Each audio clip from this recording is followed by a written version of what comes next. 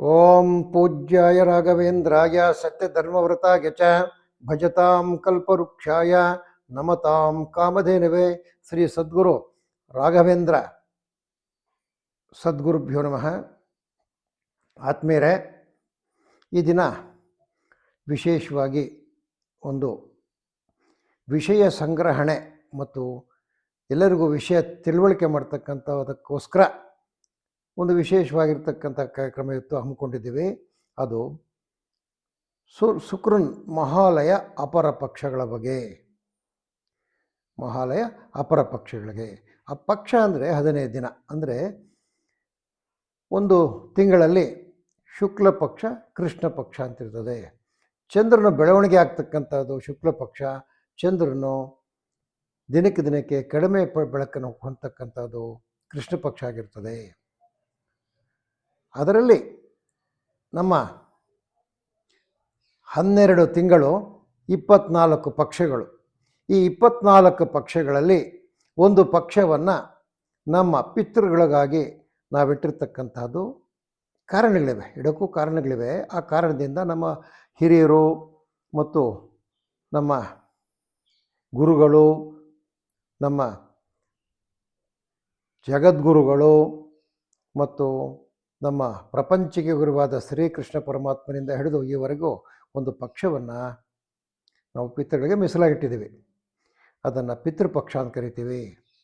ಆದಮೇಲೆ ನಾವು ಪಿತೃಗಳನ್ನು ಅವರ ಹೆಸರಲ್ಲಿ ದಾನ ಧರ್ಮಗಳನ್ನು ಕೊಟ್ಟಿರ್ತಕ್ಕಂಥದ್ದು, ಅವ್ರನ್ನ ಸುಪ್ರೀತಪಡಿಸ್ತಕ್ಕಂಥದ್ದು ಈ ಪಕ್ಷದ ಒಂದು ಕಾರ್ಯೋದ್ದೇಶ. ಅದಕ್ಕಾಗಿ ಒಂದು 15 ದಿನ ಮೀಸಲಿಟ್ಟಿದ್ದೀವಿ. ಇದನ್ನು ಪಿತೃಪಕ್ಷ ಅಂತ ಕರಿತೀವಿ. ಈ ಪಿತೃಪಕ್ಷದ ಕಲ್ಪನೆ ಕೃತಯುಗದಿಂದ ಇದೆ. ನಿಮಗೆ ತಿಳಿದಂಗೆ ಕೃತಯುಗದಲ್ಲಿ ದೇವತೆಗಳಾಗಲಿ ಪಿತೃದೇವತೆಗಳಾಗಲಿ ನಾವು ಕರೆದರೆ ಬರ್ತಾಯಿದ್ರು, ನಾವು ಕೊಟ್ಟಿರ್ತಕ್ಕಂಥ ಹವಿಸ್ಸನ್ನು ಸ್ವೀಕಾರ ಮಾಡ್ತಾಯಿದ್ರು. ಅದಾದಮೇಲೆ ತ್ರೇತಾಯುಗ ಬಂತು. ತ್ರೇತಾಯುಗದಲ್ಲಿ ಯಜ್ಞ ಯಾಗಾದಿಗಳಲ್ಲಿ ಪಿತೃಗಳನ್ನು ಆವಾಹಿಸಿ ಅವರಿಗೆ ಹವಿಸ್ಸುಗಳನ್ನು ಕೊಡ್ತಕ್ಕಂಥ ಪದ್ಧತಿ ಬಂತು. ಅದಾದಮೇಲೆ ದ್ವಾಪರ ಯುಗದಲ್ಲಿ ಅವರ ನಾಮಸ್ಮರಣೆ ಮಾಡ್ತಕ್ಕಂಥದ್ದು ಮತ್ತು ದ್ವಾಪರ ಯುಗದ ಅಂತ್ಯದಲ್ಲಿ ಈ ಪಿತೃಪಕ್ಷಗಳಲ್ಲಿ ತರ್ಪಣ ನೀಡ್ತಕ್ಕಂಥದ್ದು, ಪಿಂಡ ಪ್ರದಾನ ಮಾಡ್ತಕ್ಕಂಥದ್ದು ಬಂತು. ಈ ದ್ವಾಪರ ಮುಗಿದು ಕಲಿ ಬಂದಾಗಿರ್ತಕ್ಕಂತಹ ಪರೀಕ್ಷಿತರು, ಜನಮೇಜಯರು ಇದನ್ನು ಸಂಪೂರ್ಣವಾಗಿ ಅಮಲುಗೊಳಿಸಲು ಕೆಲವು ಸ್ಮೃತಿ ಇತಿಹಾಸಗಳಲ್ಲಿ ಈ ತರ್ಪಣದ ಕ್ರಿಯೆಗಳನ್ನು ಸೇರಿಸಿದ್ರು ಮತ್ತು ಪಿಂಡ ಪ್ರದಾನದ ಕ್ರಿಯೆಗಳನ್ನು ಸೇರಿಸಿದ್ರು. ಇಲ್ಲಿ ದ್ವಾಪರದ ಅಂತ್ಯದಲ್ಲಿ ಏನಪ್ಪ ಆಯ್ತಂದರೆ, ದ್ವಾಪರ ಯುಗ ಅಂತ್ಯ ಸಮಯದಲ್ಲಿ ಕುರುವಂಶ ಎಲ್ಲ ನಿರ್ವಂಶವಾಯಿತು ಮತ್ತು ಪಾಂಡುವಂಶ ಉಳ್ಕೊಳ್ತು. ಅವರು ದಾಯಾದಿಗಳು, ಅಣ್ಣ ತಮ್ಮಂದ್ರೆ ಅವರೆಲ್ಲನೂ. ಈ ಕುರುವಂಶದವ್ರಿಗೆಲ್ಲ ಸೇರಿಕೊಂಡು ಪ್ರಯಾಗದಲ್ಲಿ ಈ ಒಂದು 15 ದಿನ ಕುರು ಪಾಂಡವ ಇಬ್ಬರಿಗೂ ಸಹ ಪಾಂಡವರ ಪುತ್ರರು, ಉಳಿದಿರ್ತಕ್ಕಂಥವರು ಕಡೆಯವರಾಗಿರ್ತಕ್ಕಂಥ ಪರೀಕ್ಷಿತರು, ಇವರಿಗೆಲ್ಲ ತರ್ಪಣ ಕ್ರಿಯೆಗೆ ಕೊಟ್ಟರು. ಅಂಥ ಸಮಯದಲ್ಲಿ ಏನಪ್ಪ ಆಯ್ತಂದರೆ, ಇಲ್ಲಿ ಕರ್ಣ ಅಂತ ಒಬ್ಬನಿದ್ದ. ಕರ್ಣನು ಪಾಂಡುಪುತ್ರನು, ಅಂದರೆ ಸೂರ್ಯನ ತಪಸ್ಸಿನ ಫಲದಿಂದ ಹುಟ್ಟಿರ್ತಕ್ಕಂಥವನು. ಕರ್ಣಕುಂಡಲವನ್ನು ಹೊತ್ತಿದ್ದರಿಂದ ಅವನು ಕರ್ಣನಾದನು. ಆ ಕರ್ಣನು ಹುಟ್ಟಿದಾಗ ಕುಂತಿದ್ದೇವಿ ಆ ಕರ್ಣನ ಮಗನು ಅಂತ ಹೇಳ್ಕೊಡ್ತಕ್ಕಂಥ ಸಾಧ್ಯವಾದ ಪರಿಸ್ಥಿತಿ ಇರ್ತಕ್ಕಂಥದ್ದು. ಆಗ ಅಯ್ಯಮ್ಮನ ಏನು ಮಾಡಿದ್ಲು, ಅದನ್ನ ಆ ಮಗುನ ಒಂದು ತೆಪ್ಪದಲ್ಲಿಟ್ಟು ಬಿಟ್ಬಿಟ್ಲು. ಅದನ್ನು ಯಾರೋ ಪುಣ್ಯಾತಮರು ತೆಗೆದುಕೊಂಡು ಹೋಗಿ ಸಾಕೊಂಡು ದೊಡ್ಡದು ಮಾಡಿದ್ರು. ಅವನಿಗೆ ಎಲ್ಲ ನೈಪುಣ್ಯತೆಗಳು ಬಂದವು. ಅವನು ರಾಜನಾಗಿದ್ದರಿಂದ ಅವನಿಗೆ ಶೌರ್ಯ, ಧೈರ್ಯ, ಪಟುತ್ವ ಎಲ್ಲ ಇತ್ತು. ಶೌರ್ಯ ಇರ್ತಕ್ಕಂಥವನು, ವಿದ್ಯಾವಂತನಾಗಿರ್ತಕ್ಕಂಥವನು, ಬುದ್ಧಿವಂತನಾಗಿರ್ತಕ್ಕಂಥವನು, ಕ್ಷಾತ್ರವಿದ್ಯೆ ಕಲ್ತಿರ್ತಕ್ಕಂಥವನು, ರಾಜನಂತೆ ಇರ್ತಕ್ಕಂಥ ಇವನ ದುರ್ಯೋಧನನು ಸ್ನೇಹಿತನನ್ನಾಗಿ ಮಾಡಿಕೊಂಡು, ಸ್ನೇಹಿತನಾದಮೇಲೆ ಬಹಳ ಉತ್ತಮವಾದ ಸ್ನೇಹಿತನು ದುರ್ಯೋಧನಿಗೆ. ಇವನನ್ನು ಅವನ ಮಂತ್ರಿಮಂಡಲದಲ್ಲಿ ಸೇರಿಸ್ಕೋಬೇಕು. ಆವಾಗ ಎಲ್ಲರೂ ಗಲಾಟೆ ಮಾಡಿದ್ರು. ಇವನು ಸೂತಪುತ್ರನಿಗೆ ನಾವು ರಾಜ್ಯ ಕೊಡ್ಕೊಡೋದು, ಏನಾದರೂ ನೀವು ಇಲ್ಲಿ ಅವನ್ನ ಮಂತ್ರಿಬಳ ತೆಗೆದುಕೊಳ್ಬೇಕಾದ್ರೆ ಕ್ಷತ್ರಿಯನಾಗಿರಬೇಕು, ಇಲ್ಲದಿದ್ದರೆ ಆಯಾ ಒಂದು ಪಂಗಡಕ್ಕೆ ಸೇರ್ತಕ್ಕಂಥ ಗುಂಪಿಗೆ ಸೇರಿರಬೇಕು ಅಂತ ಹೇಳಿದಾಗ ಇವನೇನು ಮಾಡೋದಂದರೆ, ಇಲ್ಲ ಇವನ ರಾಜನೇ ಅಂತ ಹೇಳ್ಬಿಟ್ಟು ಇವನಿಗೊಂದು ರಾಜ್ಯ ಕೊಟ್ಟು, ಇವನ ಹೆಸರೊಂದು ರಾಜ್ಯ ಇಟ್ಟು ಅವನ ಜೊತೆಲಿ ಇಟ್ಕೊಂಡು. ಇವೆಲ್ಲ ಗೊತ್ತಿತ್ತು ಅವನಿಗೆ, ಯಾರಿಗೆ, ಕರ್ಣನಿಗೆ. ಆದರೆ ಪೂರ್ವಜ್ಞಾನ ಇತ್ತು, ಉತ್ತರ ಜ್ಞಾನ ಇತ್ತು, ಎಲ್ಲ ಇತ್ತು. ಆದರೆ ತಾಯಿ ತಂದೆಯಿಂದ ವರ್ಜ್ಯವಾಗಿದ್ದನು ಇವನು. ವರ್ಜ್ಯವಾಗಿದ್ದಾಗ ಇವನಿಗೆ ಒಂದು ಕೊರತೆ ಇತ್ತು. ಯಾರು ನನ್ನ ತಾಯಿ, ಯಾರು ನನ್ನ ತಂದೆ, ಇದು ಸಾಕಿರ್ತಕ್ಕಂಥ ಸೂತ್ರ ನಮ್ಮ ತಾಯಿ ತಂದೆನಾ ಅಂತ ಹೇಳಿದ್ರೆ ಅವ್ರು ಹೇಳಿದ್ರು, ನಾವನಪ್ಪ ನಿನ್ನ ತಂದೆ ತಾಯಿಗಳು, ನಿನ್ನ ತಂದೆ ತಾಯಿಗಳು ಬೇರೆ ಇದ್ದಾರೆ, ನಿನ್ನ ಈ ರೀತಿ ಮಾಡಿ ನಿನ್ನ ಹೊರಗೆ ಬಿಟ್ಬಿಟ್ಟಾಗ ನಮಗೆ ಸಿಕ್ಕಿದೆ ಮಗು, ನಾವು ಸಾಕ್ಕೊಂಡ್ವಿ, ನಿನಗೆ ಕರ್ಣಕೊಂಡಲಿದ್ದ ನಿನ್ನ ಕರ್ಣ ಅಂತ ಕರೆದ್ವಿ, ನಿನ್ನ ತೇಜಸ್ಸಿದ್ದ ನೀನು ಸೂರ್ಯಪುತ್ರನಿರ್ಬೋದು ಅಂತ ಅಂದ್ಕೊಂಡಿದ್ದೀವಿ ನಾಯಸಿ, ನಾವು ಬೇರೆ ಗೊತ್ತಿಲ್ಲ ಅಂದರು. ಅವ್ರಿಗೂ ಗೊತ್ತು ಎಲ್ಲಿದೆ ಏನಿದೆ ಅಂತ ಹಿಸ್ಟ್ರಿಗಳು, ಆದರೆ ಹೇಳಕ್ಕೆ ಹೋಗಲಿಲ್ಲ. ಅದಾದಮೇಲೆ ಈ ಮಹಾಭಾರತ ಯುದ್ಧ ಬಂತು. ಕುಂತಿಗೆ ಗೊತ್ತು ಕರ್ಣನ ನನ್ನ ದೊಡ್ಡ ಮಗ, ಏನು ಇವಾಗ ಧರ್ಮರಾಜನಿಗಿಂತ ದೊಡ್ಡವನಿವನು, ಇವನು ಶ್ರೇಷ್ಠನು, ಇವನು ವಿದ್ಯಾವಂತನು, ಅವನು ರಾಜನವನು, ನನ್ನ ಮಗನು ಅನ್ನೋದು ಕುಂತಿದೇವಿಗೆ ಗೊತ್ತು. ಯುದ್ಧ ಬಂದಾಗ ಏನು ಮಾಡಿದ್ಲಂದರೆ, ಸಾಮಾನ್ಯವಾಗಿ ಸಾಮ ಭೇದ ದಂಡ ಉಪಾಯಗಳು ಉಪಯೋಗಿಸ್ದಂಗೆ ಕುಂತಿದೇವಿ ಈ ಕರ್ಣನನ್ನು ಭೇಟಿ ಆದ್ಲು. ಭೇಟಿ ಆಗ್ಬಿಟ್ಟು ಇವನು ವೃತ್ತಾಂತ ಹೇಳಿದ್ಲು, ನೋಡಪ್ಪ ನೀನು ಈ ರೀತಿ ಸೂರ್ಯನ ತಪಸ್ಸು ಮಾಡಿದಾಗ ನೀನು ಹುಟ್ಟಿರ್ತಕ್ಕಂಥವನು, ನೀನು ನನ್ನ ಮಗನೋ, 5 ಜನ ನಿನ್ನ ತಮ್ಮಂದ್ರಪ್ಪ, ನೀನು ಅವ್ರ ಮೇಲೆ ಯುದ್ಧ ಮಾಡ್ತಾ ಇದ್ದಿ ಅಂದ್ಲು. ಅವನು ಅವಳಿಗೆ ಮಾತು ಕೊಟ್ಟ, ಅಮ್ಮ ಇವತ್ತು ನನಗೆ ಅಮ್ಮ ಯಾರು ಅಂತ ಗೊತ್ತಿಲ್ಲ, ತಮ್ಮ ಗೊತ್ತಾಯ್ತು, ನನಗೆ ಸಂತೋಷ ಆಯಿತು, ನಮ್ಮ ಅಮ್ಮನ ನಾನು ನೋಡಿದೆ ನನ್ನ ಜೀವನದಲ್ಲಿ ಭಾಳ ಸಂತೋಷ ಆಯ್ತು ನನಗೆ. ಅವಾಗ ಹೇಳಿದ್ನು, ನಿನ್ನ ವೀರ ರೈವರ ನೋಯಿಸನು ರಾಜೀವ ಸಖನಾಣೆ ಅಂತ ಹೇಳಿದ್ನಲ್ಲ, ಇದೆಯಲ್ಲ ನಾವು ಓದಿದ್ದೀವಲ್ಲ, ನಿನ್ನ ವೀರ ರೈವರನ ನೋಯಿಸನು ರಾಜೀವ ಸಖನಾಣೆ ಅಂತ ಹೇಳಿದ್ನು. ಆಯಮ್ಮನಿಗೆ ಮಾತು ಕೊಟ್ಬಿಟ್ನು. ಅದೇ ಕೊಟ್ಟ ರೀತಿಯಲ್ಲಿ ಅವನಿಗೆ ವೀರಮರಣ ಕೂಡ ಸಿಕ್ತು. ಅವನಿಗೆ ಯುದ್ಧದಲ್ಲಿ ಏನು ರಥವನ್ನು ಏನೋ ರಕ್ಷಿಸಲು ರಥದ ಗಾಲಿಗಳನ್ನು ಎತ್ತತಕ್ಕಂಥ ಸಮಯದಲ್ಲಿ ಅರ್ಜುನನ ಇವನು ಹತ ಮಾಡಿದ್ನು. ಭೇದೋಪಾಯಗಳು, ಸಾಮೋಪಾಯಗಳು, ಆಯಿತಾ, ಕುಟಿಲೋಪಾಯಗಳು ಎಲ್ಲ ಉಪಯೋಗಿಸ್ಬೋದು ಯುದ್ಧದಲ್ಲಿ. ಆಮೇಲೆ ಇವನು ಜೀವ ಆತ್ಮದಿಂದ ಬೇರೆ ಆಯಿತು. ಅಲ್ಲಿಂದ ಹೊರಟು ದಾರಿಯಲ್ಲಿ ಬರ್ತಕ್ಕಂಥ ಎಲ್ಲ ಒಂದು ಎಡರುತೊಡರುಗಳು ಏನೋ ಬೇಕಾದಷ್ಟು ಈ ದೇಹದಿಂದ ಹೊರಬಂದ ಕರ್ಣನ ಆತ್ಮವು ನಾನಾ ಕಷ್ಟಗಳನ್ನು ಪಡ್ತಾ ವೈತರಣಿ ನದಿ ದಾಟಿಕೊಂಡು ಯಮಲೋಕವನ್ನು ದಾಟಿಕೊಂಡು ಸ್ವರ್ಗಲೋಕಕ್ಕೆ ಬಂತು. ಸ್ವರ್ಗಲೋಕಕ್ಕೆ ಬಂದಾಗ ಅಲ್ಲಿಯೂ ಸಹ ಕೆಲವರು ಋಷಿಗಳು ಮಹರ್ಷಿಗಳು ಏನೋ ಉತ್ಥಾನ ಅಂತ ಕರಿತೀವಿ, ಉತ್ಥಾನದಲ್ಲಿರ್ತಕ್ಕಂಥವ್ರನ್ನ ದಾನ ಧರ್ಮಗಳು ಕೇಳತಕ್ಕಂಥದ್ದು. ದಾನ ಧರ್ಮ ಕೇಳಿದ್ರೆ ಅವನು ಪಿತೃಗಳ ಹೆಸರಲ್ಲಿ ದಾನ ಧರ್ಮ ಕೊಡಬೇಕು. ದಾನ ಧರ್ಮ ಕೊಡೋಕ್ಕೆ ಶುರು ಮಾಡಿದ್ನು. ಅವನು ಏನು ಕೊಟ್ಟರು ಅದು ಬಂಗಾರ ಆಗ್ತಾಯಿತ್ತು. ಅವನೊಂದು ಪುಸ್ತಕ ಕೊಟ್ಟರು ಬಂಗಾರ ಆಗೋದು, ಅವನೊಂದು ಮುಚ್ಚಿಂದು ಕರಿಮಣಿ ಸರ ಕೊಟ್ಟರು ಬಂಗಾರ ಆಗೋದು, ಒಂದು ಜನವಾರ ಕೊಟ್ಟರು ಬಂಗಾರ ಆಗೋದು. ಅದಾದ ನಂತರ ಎಲ್ಲರೂ ಪಿತೃಗಳಿಗಾಗಿ ಪಿತೃತರ್ಪಣೆಗಳನ್ನು ಕೊಡ್ತಾಯಿದ್ರು ಆ ಒಂದು ಉತ್ತಮ ಲೋಕದಲ್ಲಿ. ಇವನು ಪ್ರಯತ್ನ ಪಟ್ಟನು, ಯಾವುದು ಎಳ್ಳು ಮುಟ್ಕೊಂಡ್ರು ಬಂಗಾರ ಆಗೋದು, ಪಿತೃತರ್ಪಣೆ ಕೊಡೋಕ್ಕಾಗ್ತಾಯಿಲ್ಲ ಅವನಿಗೆ. ಇವನಿಗೆ ಮನಸ್ಸಿಗೆ ನೋವಾಯಿತು, ಏನಪ್ಪ ಎಲ್ಲರೂ ಅವ್ರ ಪಿತೃಗಳು ಅಂತಾರೆ, ನನಗೆ ಪಿತೃಕಲ್ಪನೆ ಇರಲಿಲ್ಲ. ಯಾಕಪ್ಪ ಅಂದರೆ ನಾನು ನಮ್ಮ ತಾಯಿ ವರ್ಜಿಸಿರ್ತಕ್ಕಂಥ ಮಗು, ಮತ್ತು ನನ್ನನ್ನು ಯಾರೋ ಸಾಕಿದ್ರು, ಅವರು ಸಾಕ್ಬಿಟ್ಟು ನನಗೆ ಎಲ್ಲ ವಿದ್ಯೆಗಳನ್ನು ನೇರಿಸಿದ್ರು. ನಾನು ದೊಡ್ಡ ಗಂಭೀರವಂತನೂ ಬುದ್ಧಿವಂತನಾಗಿರೋದ್ರಿಂದ ದುರ್ಯೋಧನ ಆಸ್ಥಾನದಲ್ಲಿ ನನಗೆ ಸ್ಥಾನ ಸಿಕ್ತು. ಆದರೆ ಎಲ್ಲಿ ನಾನು ಸಹ ಪಿತೃಗಳ ಆಚರಣೆ ಮಾಡೋಕ್ಕಾಗಲಿಲ್ಲ. ಯಾಕೆಂದರೆ ನನ್ನ ಪಿತೃಗಳು ಗೊತ್ತಿಲ್ವಲ್ಲ, ನನಗೆ ನನ್ನ ವಂಶ ಗೊತ್ತಿಲ್ವಲ್ಲ, ಆದ್ದರಿಂದ ತೊಡಕಾಯಿತು ನನಗೆ ಅಂತ ಹೇಳಿಬಿಟ್ಟು ಮತ್ತೆ ಧರ್ಮಸೇನಲ್ಲಿ ಕೇಳಿದ್ನು, ಸ್ವಾಮಿ ನಾನು ಏನು ಮಾಡಿದ್ರೂ ಸಹ ಪಿತೃಗಳಿಗೆ ತೃಪ್ತಿಪಡಿಸೋಕ್ಕಾಗ್ತಾಯಿಲ್ಲ. ನನಗೆ ಜೀವಾಂತ್ಯದಲ್ಲಿ ಅಂದರೆ ನನ್ನ ಆತ್ಮ ಹೊರಗೆ ಬರ್ತಕ್ಕಂಥ ಸಮಯದಲ್ಲಿ ನನಗೆ ಗೊತ್ತಾಯಿತು ಕುಂತಿದೇವಿ ನಮ್ಮ ತಾಯಿ ಅಂತ, ಕುಂತಿದೇವಿ ವಂಶಸ್ಥರು ನಾವು ಅಂತ. ಅಲ್ಲಿಂದ ನಾವು ವಂಶವೃತ್ತು ಸಿಕ್ತು. ಆದರೆ ಸಹ ಅಲ್ಲಿಂದ ಯುದ್ಧಗಳು ಪ್ರಾರಂಭವಾದ ಮೇಲೆ ನಾನು ಆ ಬಗ್ಗೆ ಹೆಚ್ಚು ಗಮನಿಸಲಿಲ್ಲ. ಈಗ ಏನು ಮಾಡೋದು ಸ್ವಾಮಿ, ನನಗೆ ಮೋಕ್ಷ ಸಿಗ್ತಾ ಇಲ್ಲ, ನಾನು ಮಾಡಿರ್ತಕ್ಕಂಥ ದಾನ ಧರ್ಮಗಳಿಗೆ ಮಿತಿಯೇ ಇಲ್ಲ. ಬಂಗಾರ ದಾನ ಮಾಡಿದ್ದೀನಿ, ಬಟ್ಟೆಗಳು ದಾನ, ಎಲ್ಲ ದಾನ ಮಾಡಿದ್ದೀನಿ ನಾನು. ಸರಿ ಕೇಳಿದವ್ರಿಗೆಲ್ಲ ಬಂಗಾರ ಕೊಟ್ಟಿದ್ದೀನಿ. ದಾನ ಅಂತ ಕೇಳಿದವ್ರಿಗೆಲ್ಲ ಹಿರಣ್ಯ ಕೊಟ್ಬಿಡೋದು ನಾನು. ಆ ಹಿರಣ್ಯವೇ ಇವಾಗ ನನಗೆ ತೊಡಕಾಗಿದೆ, ನಾನೇನು ಮಾಡಲಿ ಅಂತ ಕೇಳಿದ್ನು. ಆವಾಗ ಧರ್ಮಸೇನನು ಏನು ಮಾಡೋಣಪ್ಪ, ಅದು ನಿನ್ನ ಕರ್ಮ ಆಗಿರ್ತದೆ, ಈಗ ಏನು ಮಾಡೋಣ ಅಂದರೆ ಹೇಳಿದ್ರು, ಸ್ವಾಮಿ ನನಗೊಂದು 15 ದಿನ ಟೈಮ್ ಕೊಡಿ, ನಾನು ಹೋಗಿ ಭೂಲೋಕದಲ್ಲಿ ಪಿತೃಯಜ್ಞ ಮಾಡ್ತೀನಿ. ಪಿತೃಯಜ್ಞ ಮಾಡಿ ನನ್ನ ಜೀವನದಲ್ಲಿ ನಾನು ನನ್ನ ಪಿತೃಗಳಿಗೆ ತರ್ಪಣನೂ ಕೊಟ್ಟಿಲ್ಲ, ಒಂದು ಪಿಂಡ ಪ್ರದಾನವನ್ನು ಗೊತ್ತೇ ಇಲ್ವಲ್ಲ ನನಗೆ, ನನ್ನ ಒಂದು ಕರ್ಮಫಲ ಅದು. ಆದ್ದರಿಂದ ಇದು ಪ್ರಪಂಚದಕ್ಕೆ ಧರ್ಮಫಲ ಆಗೋಕ್ಕೆ ಒಂದು ಮಾರ್ಗನೂ ಆಗ್ತದೆ ಸ್ವಾಮಿ. ನನಗೆ 15 ದಿನ ನೀವು ಇಲ್ಲಿಂದ ಕಳಿಸ್ಬಿಡಿ. ನೋಡಪ್ಪ, ನೀನು ಕಳ್ಸೋಕ್ಕಾಗಲ್ಲ, ಯಾಕಂದರೆ ನೀನು ಸೂರ್ಯಪುತ್ರನು. ನೀನು ಸೂರ್ಯಪುತ್ರನು ಯಾವಾಗಂದರೆ ಅವಾಗ ಅಲ್ಲಿ ತರ್ಪಣ ತೆಗೆದುಕೊಳ್ಳೋದಿಲ್ಲ. ಕೃತಯುಗದಿಂದಲೂ ಸಹ ಸೂರ್ಯನು ಕನ್ಯಾಗತನಾದಾಗ ಜನರು ಅವರವರ ಪಿತೃಗಳಿಗೆ ತರ್ಪಣ ಕೊಡ್ತಕ್ಕಂಥದ್ದು, ಪಿತೃಕಾರ್ಯಗಳು ಮಾಡ್ತಕ್ಕಂಥದ್ದು, ಪಿಂಡ ಪ್ರದಾನ ಮಾಡ್ತಕ್ಕಂಥದ್ದು ವಾಡಿಕೆ ಇದೆಯಪ್ಪ ಕೃತಯುಗದಿಂದನೂ. ನೀನು ಸೂರ್ಯನ ಕನ್ಯಾಗತನಾದಾಗ ಭೂಲೋಕಕ್ಕೆ ಹೋಗಿ ನಿನ್ನ ಪಿತೃಕಾರ್ಯಗಳನ್ನು ಮುಗಿಸಿ ಮೇಲಕ್ಕೆ ಬಂದರೆ ನಿನಗೆ ಸುಲಭ ಮೋಕ್ಷ ಸಿಗ್ತದೆ. ಎಲ್ಲ ಮುಟ್ಟಿದೆಲ್ಲ ಬಂಗಾರ ಹಾಕತ್ ನೋಡು, ಆ ರೀತಿ ಆಗಿಬಿಟ್ಟಿದೆ ನಿನ್ನ ಕೆಲಸ.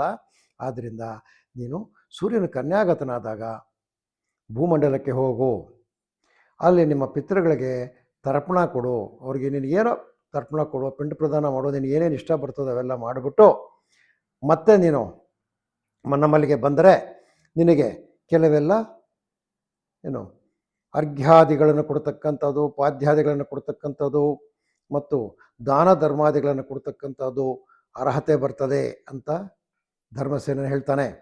ಅನಂತರ ಈ ಕನ್ಯಾಗತನ ಯಾವಾಗ ಆಗ್ತಾನೆ, ಸೂರ್ಯನ ಕಾತ್ಕೊಂಡಿದ್ದು ಭೂಲೋಕಕ್ಕೆ ಬಂದು ಕರ್ಣನು ಪಿತೃಪಕ್ಷದ ಆಚರಣೆ ಮಾಡ್ತಾನೆ. ಅವಾಗ ಕಲಿಯುಗ ಬಂದ್ಬಿಟ್ಟಿರುತ್ತೆ. ಅವಾಗೆ ಕಲಿಯುಗ ಬಂದ್ಬಿಡ್ತದೆ. ಪರೀಕ್ಷಿತನು ರಾಜನಾಗಿರ್ತಾನೆ, ಜನಮೇಜನು ರಾಜನಾಗಿರ್ತಾನೆ ಆ ಸಮಯದಲ್ಲಿ. ಯಾಕಂದರೆ ದ್ವಾಪರದ ಕಡೆಯಲ್ಲಿ ಇದಾಗ್ತಕ್ಕಂಥದ್ದು ಕಲಿಯುಗದ ಆದಿಯಲ್ಲಿ. ಕಲಿಯುಗದ ಆದಿಯಲ್ಲಿ ಕರ್ಣನಿಂದ ಪ್ರಾರಂಭವಾಗಿರ್ತಕ್ಕಂತಹ, ಅಂದರೆ ದ್ವಾಪರದವನೇ ಅವನು ಈ ಕಾರ್ಯಕ್ಕೋಸ್ಕರ ಹೊರಗೆ ಬಂದ ಇಲ್ಲಿಗೆ. ಅದಕ್ಕೋಸ್ಕರ ಆ ಒಂದು ಸಮಯನ ಕನ್ಯಾಗತಾನಾಂ ಸೂರ್ಯ ಪಿತೃಪಕ್ಷೇ ಸಮರ್ಥಿತಂ, ಅಂದರೆ ಈ ಸೂರ್ಯನ ಲೋಕಕ್ಕೂ ಮತ್ತು ಚಂದ್ರನ ಲೋಕಕ್ಕೂ ಮಧ್ಯದಲ್ಲಿ ಒಂದು ಲೋಕ ಇದೆ, ಪಿತೃಲೋಕ ಅಂತ ಕರೀತಾರೆ ಅದನ್ನು. ಆ ಪಿತೃಲೋಕವು ಇರ್ತದೆ, ಯಾವಾಗಲೂ ಇರ್ತದೆ. ಈ ಒಂದು ಸೂರ್ಯನ ಕನ್ಯಾಗತನ ಆದಾಗ ಭೂಮಿಗೆ ಹತ್ತಿರವಾಗ್ತದೆ. ಆದ್ದರಿಂದ ಆ ಸಮಯದಲ್ಲಿ ಕೊಡ್ತಕ್ಕಂತಹ ಪಿತೃಕಾರ್ಯಗಳು, ಮಾಡ್ತಕ್ಕಂತಹ ಪಿತೃಸೇವೆಗಳು ಪಿತೃಗಳಿಗೆ ಸೇರ್ತದೆ. ಆದ್ದರಿಂದ ಅದನ್ನು ಮಾಡೋ ಅಂತ ಹೇಳಿದ್ದಕ್ಕೆ ಕರ್ಣನು ಬಂದು ಎಲ್ಲ ಮಾಡ್ತಾನೆ. ಮಾಡಿಬಿಟ್ಟು ಇಲ್ಲಿ ಎಲ್ಲ ರೀತಿಯ ದಾನಗಳು ಧರ್ಮಗಳು ಮಾಡಿ ಪಿತೃಗಳಿಗೆ ಗೊತ್ತಾಗತ್ತಲ್ಲ ಅವನಿಗೆ, ನಾನು ಕುಂತಿ ಪುತ್ರನಂತ ಹೇಳ್ತಾನೆ, ಪಾಂಡುಪುತ್ರನಂತ ಹೇಳ್ತಾನೆ. ಪಾಂಡು ವಂಶಕ್ಕೆಲ್ಲನೂ ಕೊಟ್ಟು ತರ್ಪಣಾದಿಗಳನ್ನ ಕೊಟ್ಟು ಪಿಂಡ ಪ್ರದಾನಗಳನ್ನು ಮಾಡಿ ಅವುಗಳನ್ನ ಕ್ಷಮೆ ಯಾಚಿಸಿ, ನನಗೆ ಗೊತ್ತಿರೋದಕ್ಕೋಸ್ಕರ ನಾನು ಮಾಡಿದ್ದೀನಪ್ಪ, ನನಗೆ ಗೊತ್ತಿದ್ದೆ ನಾನು ಮಾಡ್ತಾ ಇರಲಿಲ್ಲ ತಂದೆ ಅಂತ ಹೇಳಿ ಅವರೆಲ್ಲ ಕೇಳಿಕೊಂಡು ಮತ್ತೆ ವಾಪಸ್ ಹೋಗ್ತಾನೆ. ಅಲ್ಲಿಂದ ಹೋದ ಮೇಲೆ ಕರ್ಣನಿಗೆ ಎಲ್ಲ ಅರ್ಹತೆಗಳು ಸಿಗ್ತದೆ, ದಾನಾದಿ ಸರ್ವ ಕರ್ಮಾರ್ಹತಾಂ ಎಲ್ಲ ಸಿಗ್ತದೆ. ಅಲ್ಲಿಂದ ಇದು ಕಲಿಯುಗದಲ್ಲಿ ಪ್ರಚಲಿತವಾಗ್ತದೆ. ಪ್ರಚಲಿತವಾಗಿ ಮುಂದೆ ಹೋಗ್ತಾ ಇರ್ತದೆ, ಕೆಲವರು ಮಾಡ್ತಾ ಇರ್ತಾರೆ, ಎಲ್ಲ ಆಗ್ತಾ ಇರ್ತದೆ. ಅದಾದಮೇಲೆ ಏನಪ್ಪಾಗ್ತದೆ ಅಂದರೆ, ಒಂದು ಕರ್ಣನು ಮೋಕ್ಷ ಪಡೆದಿರ್ತಕ್ಕಂಥ ವಿಷಯ ಆದಮೇಲೆ ಇನ್ನೊಂದು ವಿಷಯ ಹೇಳ್ತೀವಿ. ಇದು ಭಗೀರಥ ಪ್ರಯತ್ನ ಅಂತ ನೋಡಿ ಎಲ್ಲರೂ. ಆ ಭಗೀರಥಂದೇನಪ್ಪ ಅಂದರೆ, ಈ ಕಪಿಲ ಮಹರ್ಷಿಯ ಶಾಪದಿಂದ ಹತರಾದ ಸಗರ ಪುತ್ರರಿಗೆ ಮೋಕ್ಷ ಕೊಡೋಕ್ಕೆ ಗಂಗಾಜಲವನ್ನು ಆಹ್ವಾನಿಸಲು ಈ ಸಗರನು ಮೊಮ್ಮಗನ ಭಗೀರಥನು ತಪಸ್ಸು ಮಾಡ್ತಾನೆ. ತಪಸ್ಸು ಮಾಡಿದಾಗ ಗಂಗೆ ಏನೋ ಬರೋಕ್ಕೆ ಒಪ್ಕೊಳ್ತಾಳೆ. ಅದು ಹೆಂಗೆ ಬರೋದು, ಆಯಮ್ಮನ ಮೇಲೆ ಮುಕ್ಕಿದ್ರೆ ಭೂಮಂಡಲ ಎಲ್ಲ ಅಲ್ಲೋಲ ಕಲ್ಲೋಲ ಆಗಿಬಿಡ್ತದೆ. ಇದು ಸಂಕ್ಷಿಪ್ತವಾಗಿ ಹೇಳ್ತೇನೆ, ಯಾಕಂದರೆ ಪೂರ್ತಿ ಹೇಳಬೇಕಂದ್ರೆ ಇದು ದಿನಗಳಗಟ್ಟಲೆ ಹೇಳಿದ್ರು ಮುಗಿಯಲ್ಲ ನಮ್ಮ ಭಾಗವತದ ಇತಿಹಾಸಗಳು. ಏನೋ ಇನ್ನು ಮುಂದಿನ ದಿನಗಳಲ್ಲಿ ಭಾಗವತ ಸ್ವಲ್ಪನೇ ನಿಮ್ಗೆ ಹೇಳ್ತೀನಿ ಕೆಲವು ವಿಷಯಗಳನ್ನು. ಇದು ಕ್ಷುಪ್ತವಾಗಿ ಹೇಳ್ತಾ ಇದ್ದೇನೆ. ಆಗ ಆಯಮ್ಮನ ಮೇಲಿಂದ ಬೀಳ್ತಕ್ಕ ಸಮಯದಲ್ಲಿ ಶಿವನ ಜಟೆಯಲ್ಲಿ ಬಿದ್ದು ಅಲ್ಲಿಂದ ಹೊರಬರ್ತಾಳೆ. ಆ ಸಮಯವನ್ನು ವರ್ಷ ಋತು ಅಂತ ಕರೆದ್ರು. 60 ದಿನದ ವರ್ಷ ಋತುವಿನಲ್ಲಿ ಏನಾಯಿತು, ಇವನು ತಪಸ್ಸಿನಿಂದ ಆಯಮ್ಮನ ಬಂದು ಈ 45 ದಿನ ಏನೋ ಈ ಸಗರ ಪುತ್ರರ ಅಸ್ಥಿಗೆಗಳು ಬೂದಿಯನ್ನು ಆಯಮ್ಮನು ಹೊಡ್ಕೊಂಡು ಹೋದ್ಲು. ಅದೆಲ್ಲ ಆದಮೇಲೆ ಸೂರ್ಯನ ಕನ್ಯಾಗತನಾದಾಗ ಭಗೀರಥನು ಯಾರ್ಯಾರು ಹೋಗಿದ್ರು ಅವ್ರದ್ದೆಲ್ಲ ಲಿಸ್ಟ್ ಇತ್ತು ಅವನಲ್ಲಿ, ಅವರೆಲ್ಲರಿಗೂ ಸಹ ತರ್ಪಣ ಕೊಟ್ಟು ಅವ್ರಿಗೆ ಪಿಂಡ ಪ್ರದಾನ ಮಾಡಿ ದಾನ ಧರ್ಮಗಳು ಮಾಡಿ ಸಗರಪುತ್ರ ಹೆಸರಲ್ಲಿ ಮೋಕ್ಷವನ್ನು ಪಡೆದನು. ನೋಡಿ ಎಲ್ಲಿ ಒಂದಕ್ಕೊಂದಕ್ಕೆ ಲಿಂಕ್ ಹೋಗಿದ್ದೆ. ಕೃತಯುಗದಿಂದ ಕನ್ಯಾಗತನಾಗ್ತಾ ಇದ್ದಾನೆ ಸೂರ್ಯನು. ಕೃತಯುಗದಲ್ಲಿ ಅವರು ಕರಿಯವರ ಪಿತೃಗಳನ್ನ ಬಂದು ಊಟ ಮಾಡ್ಕೊಂಡು ಹೋಗ್ಬಿಡೋರು. ಅದಾದಮೇಲೆ ದ್ವಾಪರ ಯುಗದಲ್ಲಿ ಯಜ್ಞಯಾಗಾದಿಗಳು ಮಾಡೋರು. ನೋಡಿ ರಾಮನ ಕಾಲದಲ್ಲೆಲ್ಲ ಯಜ್ಞಯಾಗಾದಿಗಳೇ. ರಾಮನು ಇವರೆಲ್ಲ ಯಜ್ಞ ರಕ್ಷಣೆನೇ ಮಾಡಿದ್ರು, ರಾಮ ಲಕ್ಷ್ಮಣರು ಭರತ ಶತ್ರುಘ್ನರು ಎಲ್ಲರೂ. ಅದಾದಮೇಲೆ ಯಾವುದು ದ್ವಾಪರ ಯುಗದ ಬಂತು. ದ್ವಾಪರ ಯುಗದಲ್ಲಿ ಬೇರೆ ರೀತಿ, ಏನೋ ಬಹಳ ಕಷ್ಟಪಟ್ಟು ತಪಸ್ಸು ಮಾಡಿ ಅವ್ರನ್ನ ಕರೆದು ಎಲ್ಲ ಮಾಡ್ತಕ್ಕಂಥದ್ದು, ಇಲ್ಲಾಂದರೆ ಅವ್ರ ಹೆಸರಿನಲ್ಲಿ ಏನಾದರೂ ದಾನ ಧರ್ಮ ಮಾಡ್ತಕ್ಕಂಥದ್ದು, ಇಷ್ಟು ಮಾತ್ರ ಇತ್ತು. ಅದಾದಮೇಲೆ ಈ ಕರ್ಣನ ಒಂದು ಮುಖಾಂತರ ಈ ಭೂಮಿಯಲ್ಲಿ ಈ ತರ್ಪಣ ಕ್ರಿಯೆಗಳು ಮುಂದುವರೆದು, ಅದಾದಮೇಲೆ ಸೂರ್ಯನ ಕನ್ಯಾಘಾತನಾದಾಗ ಮತ್ತೆ ಭಗೀರಥನ ಕಾಲದಲ್ಲಿ ಇದು ಉದ್ರುಕ್ತವಾಯಿತು. ಆ ಭಗೀರಥನು ಸಹ ಈ ಕನ್ಯಾಗತರಾಗಿರ್ತಕ್ಕಂಥ ಸೂರ್ಯನ ಸಮಯದಲ್ಲಿ ಏನು ಮಾಡಿದ್ನೋ, ಈ ಸಗರಪುತ್ರರಿಗೆಲ್ರಿಗೂ ಪಕ್ಷಾಚರಣೆ ಮಾಡಿದನು ಅಂತಕ್ಕಂಥದ್ದು ಇದು ಇತಿಹಾಸ. ಮಾನ್ಯರೇ, ಈ ಸರ್ವ ಋಷಿಗಳು, ಸರ್ವ ಅವತಾರ ಪುರುಷರು ಸಹ ಪಿತೃಗಳನ್ನು ಧ್ಯಾನಿಸಿ ಪಿತೃಗಳನ್ನು ಪೂಜಿಸಿ ಮೋಕ್ಷ ಪಡೆದಿರ್ತಾರೆ. ಅಂತಹ ಮೋಕ್ಷ ಪಡಿತಕ್ಕಂಥ ಒಂದು ಶುಭ ಕಾಲನ ನಾವು ಪಿತೃಪಕ್ಷ ಅಂತ ಕರಿತೀವಿ. ನೋಡಿ, ಪ್ರಪಂಚದಲ್ಲಿ ಪಂಚಮಹಾದೇವತೆಗಳು ಅಂತ ನಾವು ಎಲ್ಲಿ ಹೋಗಿ ಕೂತರೂ ಸಹ ಹೇಳ್ತೀವಿ. ಮೊದಲನೇದು ಮಾತು ಪಿತು. ಈ ಪಿತೃನ ತೀರಿಸತಕ್ಕಂಥ ಒಂದು ಒಳ್ಳೆಯ ಅವಕಾಶ ಪಿತೃಪಕ್ಷದಲ್ಲಿ ಸಿಗ್ತದೆ. ಸರ್ವತ್ರೂ ಪಿತೃಗಳಿಗೆ ಅವರು ಇಷ್ಟಪಟ್ಟಿದ್ದ ದಿನ, ನಿಮ್ಗೆ ಯಾವ ದಿನ ಬಿಡುವಾಗುತ್ತೆ ಆ ದಿನ, ಅಥವಾ ನಿಮ್ಮಲ್ಲಿ ಏನಾದರೂ ಅದರ ಕ್ಯಾಲೆಂಡರೈಸ್ ಇದ್ದರೆ, ಏನೋ ಅವರು ಪಾಡ್ಯವೇ ಹೋಗಿರ್ತಾರ, ದ್ವಿತೀಯ ಹೋಗಿರ್ತಾರ, ತೃತೀಯ ಹೋಗಿರ್ತಾರ, ಚೌತಿ ಹೋಗಿರ್ತಾರ, ಈ ಒಂದು ತಿಥಿ ಇದ್ದರೆ ನಿಮ್ಮಲ್ಲಿ ಆ ತಿಥಿಗೆ ಅವರಿಗೆ ಪಕ್ಷಾಚರಣೆ ಮಾಡ್ತಕ್ಕಂಥದ್ದು. ಈ ಒಂದು ಪಕ್ಷಕಾಲದಲ್ಲಿ ಅಥವಾ ಶುಕ್ರನ ಮಹಾಲಯ ಪಕ್ಷದಲ್ಲಿ ನಮ್ಮ ತಂದೆ ತಾಯಿಗೆ ಅಲ್ಲದೆ ದ್ವಾದಶ ಪಿತೃಗಳಲ್ಲದೆ ಸರ್ವ ಕಾರುಣ್ಯ ಪಿತೃಗಳಿಗೂ ಸಹ ತರ್ಪಣ ಕೊಡ್ತಕ್ಕಂಥ ಉತ್ತಮವಾದ ಅವಕಾಶ ಇರ್ತದೆ. ಏನಪ್ಪ ಮಾಡಬೇಕು ಅವಾಗ? ಮೊದಲು ಸ್ವಪಿತೃಗಳು, ಯಾರೋ ತಂದೆ, ತಾತ, ಮುತ್ತಾತ, ಅಮ್ಮ, ಅಜ್ಜಿ, ಮುತ್ತಜ್ಜಿ, ಅದೇ ರೀತಿಯಾಗಿ ನಮ್ಮ ಶ್ರೀಮತಿಯವರ ತಂದೆ ಅಂದರೆ ನಿಮ್ಮ ಮಾವ, ಅವರಪ್ಪ, ನಿಮ್ಮತ್ತೆ, ಅವರಮ್ಮ, ಅವರತ್ತೆ, ಈ ರೀತಿ ಅವರಿಗೆ ದ್ವಾದಶ ಪಿತೃಗಳಿಗೆ ತರ್ಪಣ ಕೊಡಬೇಕು. ಅದಾದ ನಂತರ ಒಂದು ಕ್ರಮಣಿಕೆ ಇದೆ, ಆ ಕ್ರಮಣಿಕೆ ಪ್ರಕಾರನೇ ಕೊಡಬೇಕು. ಅದು ನೀತಿ ಸಂಹಿತೆ ಧರ್ಮಸಿಂಧುನಲ್ಲಿ ಹೇಳಿದೆ, ಮತ್ತು ನಮ್ಮ ಯಾಜ್ಞವಲ್ಕ್ಯ ಸೂಕ್ತಿಯಲ್ಲಿ ಹೇಳಿದೆ, ಮತ್ತು ಪರಾಶರ ಸಮಿತಿಯಲ್ಲಿ ಸಹ ಯಾವ ರೀತಿ ತರ್ಪಣ ಕೊಡಬೇಕು ಅಂತಕ್ಕಂಥ ವಿಷಯಗಳಿವೆ. ಅವುಗಳನ್ನು ಧರ್ಮಸಿಂಧು ಸಹ ಹೇಳಿದೆ. ಅನುಕೂಲ ಸಿಂಧು ಅಂತ ಒಂದು ಪುಸ್ತಕ ಬಂದಿದೆ, ಅದರಲ್ಲಿ ಸಹ ಇದು ಹೇಳಿದೆ.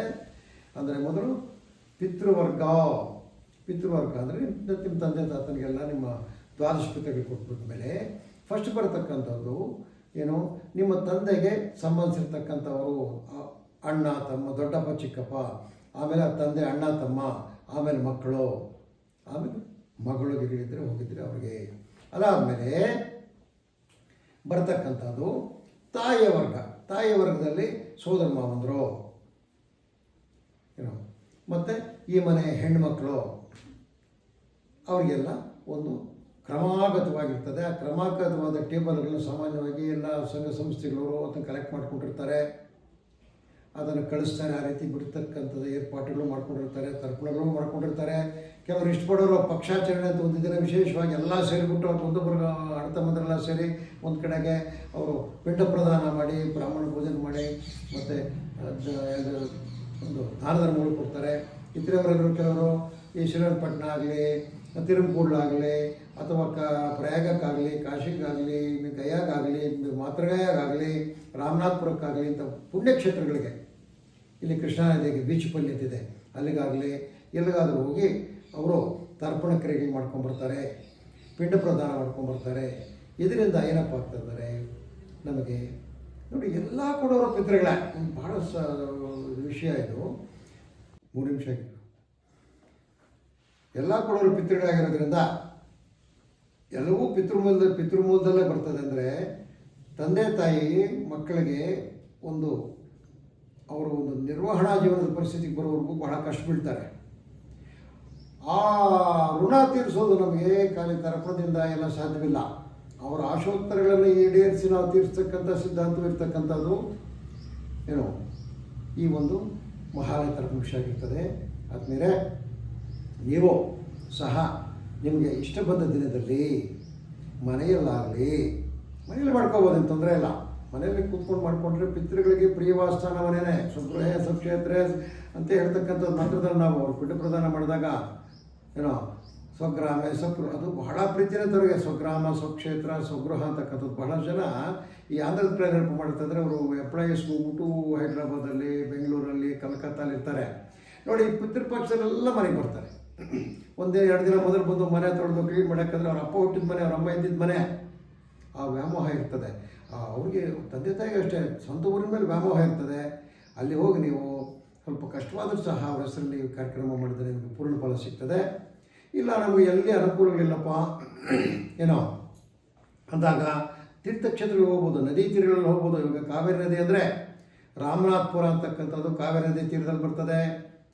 ತಿರುಮಕೂಡ್ಲು ಸಂಗಮ, ಅದು ಕಾವೇರಿ ನದಿ ಏನೋ ಇವು ನಮ್ಮ ಹತ್ತಿರದಲ್ಲಿರ್ತಕ್ಕಂಥವು. ಅದೇ ರೀತಿ ನಮಗಿನ್ನ ಅಂತಂದರೆ ಇಲ್ಲಿ ಕೃಷ್ಣಾ ನದಿ ಬರ್ತದೆ, ಬೀಚುಪಲ್ಲಿ ಅಂತ, ಅಲ್ಲಿ ಸಹ ನೀವು ಹೋಗಿ ತರ್ಪಣೆ ಎಲ್ಲ ಅರೇಂಜ್ಮೆಂಟ್ಸ್ ಇರ್ತದೆ. ತರ್ಪಣೆ ಬಿಟ್ಕೊಂಡು ಬರ್ಬೋದು, ಪಿಂಡ ಪ್ರದಾನ ಮಾಡ್ಕೊಂಬರ್ಬೋದು. ಆದಮೇಲೆ ಇದೆಲ್ಲ ಒಂದು ಮಹಾಲಯದ ವಿಷಯ. ನಿಮಗೆ ಈ ಬಗ್ಗೆ ಏನಾದರೂ ಅನುಮಾನಗಳಿರ್ತಕ್ಕಂಥದ್ದು, ಅವ್ರು ಕೊಡ್ಬೋದಾ ಇವ್ರು ಕೊಡ್ಬೋದಾ ಅಂತಕ್ಕಂಥದ್ದು ನಿಮಗೆ ಸರ್ವತಂತ್ರ ತೊಂದರೆ. ಎನಿ ಟೈಮ್ ನಮ್ಮನ್ನು ಕಾಲ್ ಮಾಡಿ ಕೇಳಿ ತಿಳ್ಕೊಳ್ಳಿ ವಿಷಯಗಳು. ಯಾಕಂದರೆ ಈ ಏನೋ ಹೇಳ್ತಾರಪ್ಪ ದೊಡ್ಡವರು, knowledge is A power, acquire it from all sources. ಎಲ್ಲ ಸೋರ್ಸ್ಗಳಿಂದ ನೀವು ಒಳಗೋಗೋಕೆ ಜ್ಞಾನ ಅನ್ನೋದು. ಜ್ಞಾನ ಅನ್ನೋದು ಏಕಮುಖಿ ಅಲ್ಲ, ಬಹುಮುಖಿ. ಸಮುದ್ರ ಇದ್ದಂಗೆ ಏನೋ ಸಾವಿರಾರು ನದಿಗಳು ಸೇರಿದ್ರು ಸಮುದ್ರ. ಏನೋ ಜ್ಞಾನ ಅಂತಕ್ಕಂಥದ್ದು ಅಷ್ಟೇ. ಜ್ಞಾನದ ಜಲೆ ಬೇಕಾದ ಜ್ಞಾನ ಬರ್ತದೆ, ಉತ್ತರದಿಂದ ಒಂದು ದಕ್ಷಿಣದ ಒಂದು ಬರ್ತದೆ. ಸಮುದ್ರ ನದಿಗಳ ರೀತಿಯಲ್ಲಿ ಎಲ್ಲ ಹೋಗೋ ಸಮುದ್ರ ಆದಂಗೆ ಈ ಸಮುದ್ರದ ರೀತಿ ಇರ್ತಕ್ಕಂಥದ್ದು ಜ್ಞಾನ. ಅದಕ್ಕೆ ಇತಿ ಮಿತಿ ಅನಂತವಾಗಿರ್ತಕ್ಕಂಥದ್ದು. ಅದನ್ನು ಕೇಳಿ ತಿಳ್ಕೊಳ್ಳಿ.